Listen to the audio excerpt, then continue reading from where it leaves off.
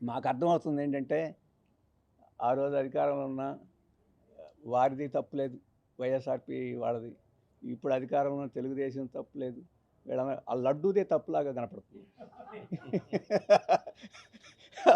లేకపోతే Janasena, BJP, Telugu Desam, YSRP ఇంత యూనిఫైడ్‌గా ఎట్లా ఉంటారనేది మాకు అనుమానం లేదు. కాబట్టి అక్కడ ఏదో తప్పుందని చెప్పేసి అనిపిస్తుంది. అది ల అది లడ్డు మాయమైపోయింది. రాజకీయం మాత్రమే మిగిలింది. ఇప్పుడు రాజకీయమే దాంట్లో నడుస్తుంది. కల్తీ గురించి పట్టించుకునేవాడు లేదు. ఎవడు కల్తీ చేసాడో పట్టించుకునేవాడు లేడు. ఆ కల్తీ చేశారని చెప్పి విచారణ చేసే సందర్భంలో చనిపోయిన వాళ్ళని పట్టించుకునేవాళ్ళు లేరు. ఇప్పుడు ఎవరు పై చేయి సాధించాలి అని చెప్పేసి పరిస్థితుంది.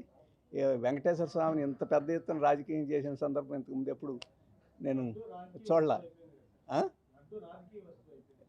బాలాజీనే రాజకీయం చేసేసారు ఇక. లడ్డు ఓ చిన్న సాధనం అయిపోయింది అంతే.